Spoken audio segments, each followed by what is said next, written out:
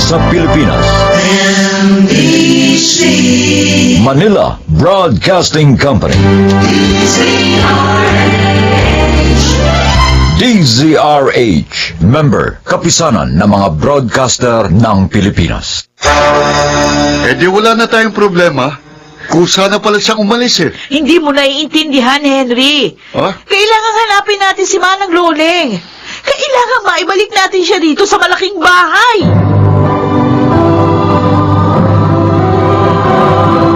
Handog ng DZRH ang tunay sa kanyang panahon.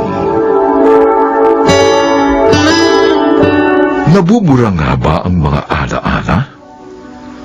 Mga kaibigan, narito at ating pakinggan ang naging karanasan ni Loleng sa ating dunang sa kanyang panahon.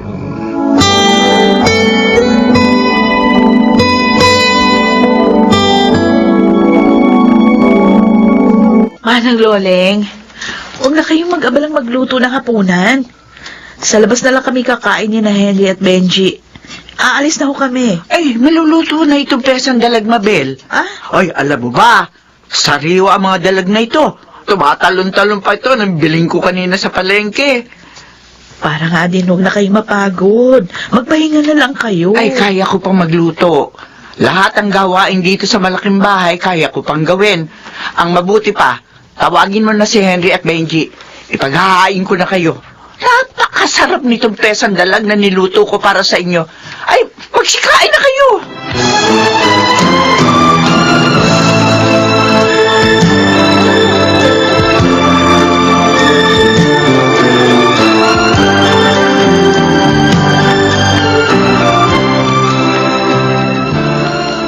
Oh, nakita mo na ngayon kung gaano ka-accessible para sa mga mamimili ang pwesto ng loting ito para sa plano mong itayong convenience store, Elmo. Eto nga, mukhang hindi na talaga ako magdadalawang isip na bilhin ang lote nyo, Henry. Saktong-sakto sa matagal ko ng pangarap na retail store. Nakita mo naman, for commercial purposes talagang kinapreprestuhan ng lote namin. And once na maitayo mo na rito yung tindahan mo, I'm sure, dudumugin ito ng customers, ng consumers. And you know what?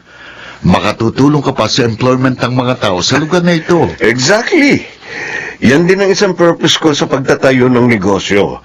Ang makatulong na mabawasan ang unemployment rate dito sa bansa natin. Well, ako, saka mga kapatid ko, ikaw lang akong hinihintay namin to close the deal.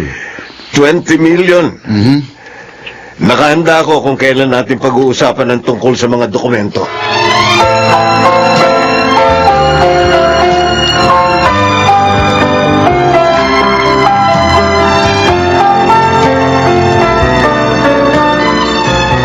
$20 million.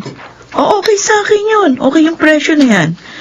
Mahigit 6 na milyon na tayong tatlong magkakapatid niyan. Nagmamadali na rin ako dahil ayokong mabitin yung ipinagagawa kong rest house. Kaya wala nang problema sa party ko. O, so tawagan mo na si Henry. Sabihin mo, pumapayag tayo sa 20 million pesos na tawad ng kaibigan niya si Elmo. Sabihin mo rin, nakahanda tayong ayusin ang deed of sale.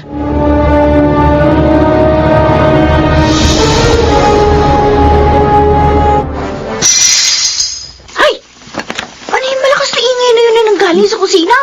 Parang mga pinggang nabasag yun ah! Hindi kaya sama ng loling na naman! Teka nga, maiwan ko nga muna itong mga labahin ko. Baka kung ano na naman ang nangyari sa matandang yun ah! Babet! Babet! Ay, Diyos ko! Manong Loling! Ano nangyari sa inyo? Bakit puro dugo ang mga kamay nyo?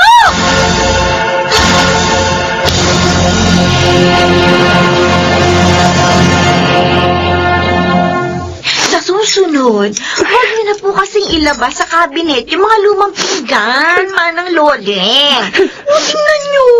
Nadiskrasya patuloy kayo. Gusto ko lang namang ipagamit yung mga lumang pinggan sa magkakapatid.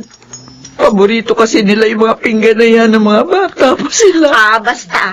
Kapag may gusto kayong gawin, tawagin niyo muna ako. Para matulungan ko kayo. Na hindi kayo nadidisgrasya. O gaya ngayon, Paano kayo makakapagtrabaho? May sugat ang mga kamay nyo. Hindi ba nilagyan mo na ng gamot? Hindi maya-maya lang tuyo na mga sugat na ito. May pagluluto ko na ulit ang magkakapatid. Ay, nako. Bahala na nga kayo sa kakulitan nyo.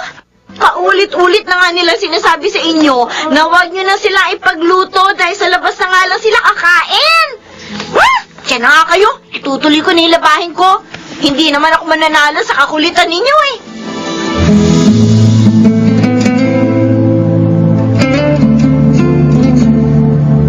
Plano tayo ng plano sa pagbebenta ng bahay at lote. Paano nga pala si Manang Loling? Bakit mo pa problemahin si Manang Loling? Dapat nga pagkamatay ni Mama, umuwi na siya sa pamilya niya. Dahil wala na nga siyang pagsisilbihan dito. Oo nga, wala nga siyang pamilya. Tumandang dalaga na nga siya sa pagsisilbi mula kay Mama hanggang sa atin, di ba?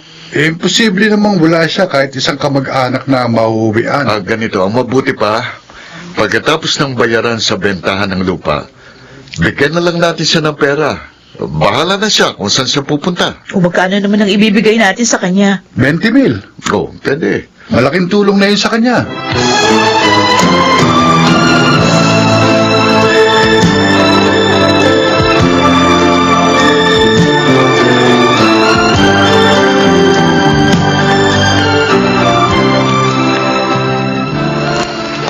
Manang Loleng.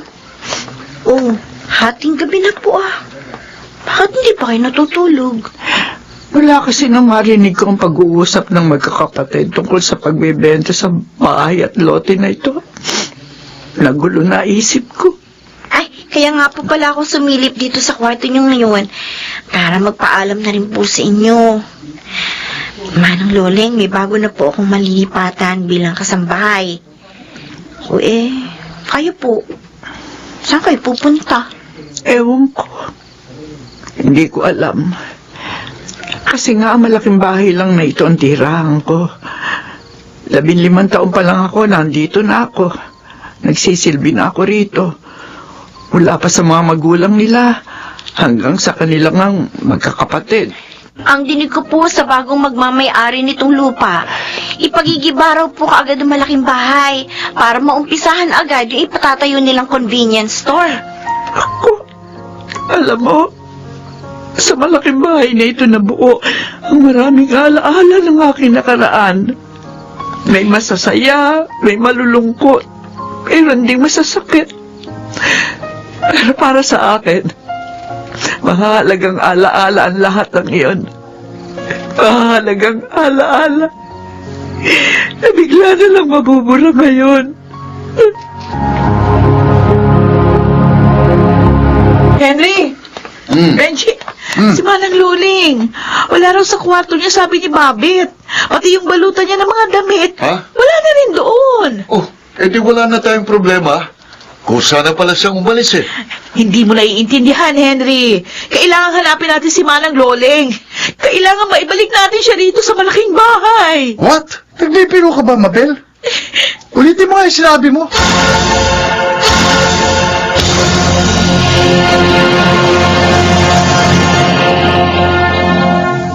Mabel, ano to?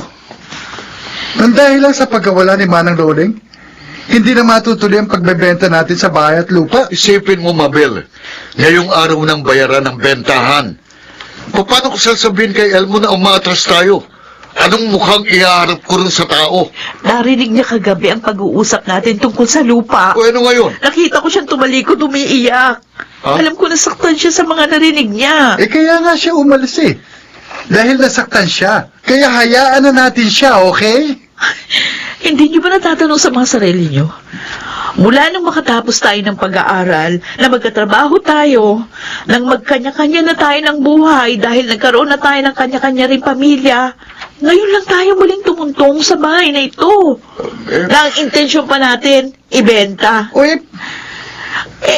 Nung mamatay ang papa, nang mamatay rin si mama, hindi natin nakuha ang silipin ng mga labi nila. Dahil pare-pareho tayong abala sa mga bagay na pinili nating mas mahalaga kaysa sa kanila. Dahil hindi ganun kadali ang muwi rito mula sa Amerika. Oo. Ako, nasa kalagitnaan ako ng business seminar ko sa Singapore ang mga panahon yun. Kaya paano ako makakauwi? Pero si Manang Loleng, hanggang sa huling sandali ni na mama at papa, hindi niya iniwan ang ating mga magulang. Siya ang nagpuno sa mga pagkukulang natin sa kanila. Siya ang nagpadama ng pagmamahal kina mama at papa na dapat sa ating mga anak nila manggagaling yun. Pero kailanman hindi natin nagawa.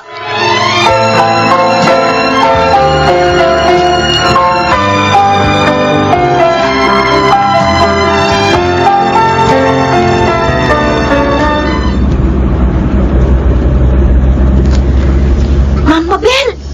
Ayun oh! Ayun po si Manong Loling! Nakaupo sa gilid ng bangketa! Ay, sige, ipaparada ko lang tong kotse ha. Puntahan mo na agad. Sabihin mo, naghihintay ako dito sa sasakyan. Sinusundukan mo natin siya. Sige po, ma'am. Bababa na po ako. Okay.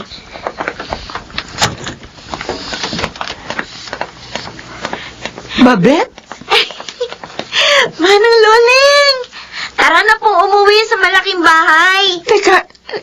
Teka, hindi ba kayo nabayaran sa bentahan ng bahay at lupa ng magkakapatid? Bakit pa ako uuwi roon? At saka ikaw rin, bakit pa tayo uuwi doon? Hindi na po ibebenta ni na Mama Bel ang bahay at lupa, Manong Loling. Ha? Ang totoo po, ayun po sa kotse niya si Ma'am O. Hinihintay na po tayo. Talagang hinanap po namin kayo. Kaya tara na po. Hindi pa rin ako makapaniwala sa mga sinasabi mo, Babet. At alam niyo po ba, Manong Loling? Magkakasama pa rin po tayo sa malaking bahay. Suswelduhan po nila ako para alagaan po kayo. Ay, opo! Totoo po yung narinig nyo. Kinuha po ako ni Mama Bel bilang tagapag-alaga ninyo.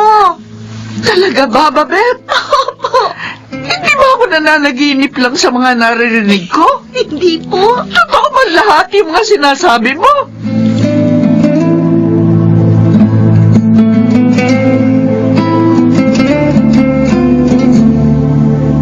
Oh, paano? Nandito na ulit si Manang Loleng sa malaking bahay. Pwede na siguro tayong umalis. Oo. Nagpaalam na rin ako kay Mabel eh. Sabi ko, tawagan na lang tayo. Ano man ang magiging pangangailangan ni Manang Loleng. Okay. Oh, tara na. Okay.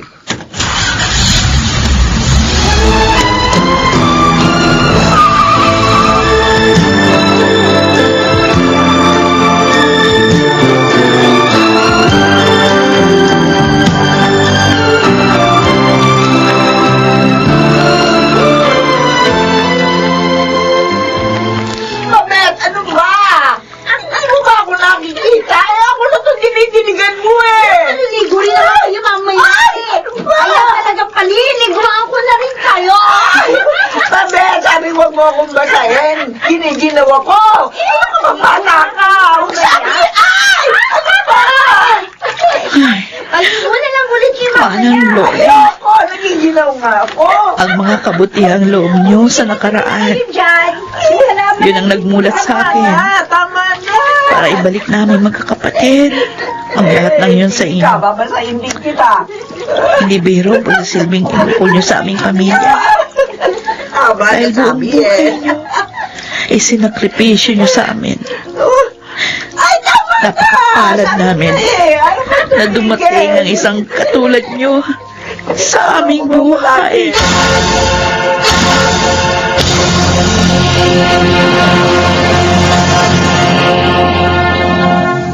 Katangi-tangi ang simpleng pagpapahalagang maibabalik sa nagawang kabutihan ng kapwa.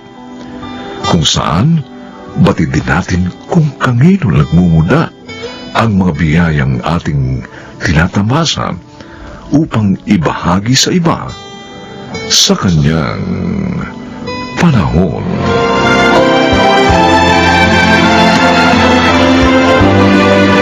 Mga nagsiganap, Susan Robles, Rosana Villegas, Chiquit del Carmen Amor, Phil Cruz, Lionel Benjamin, at Bobby Cruz.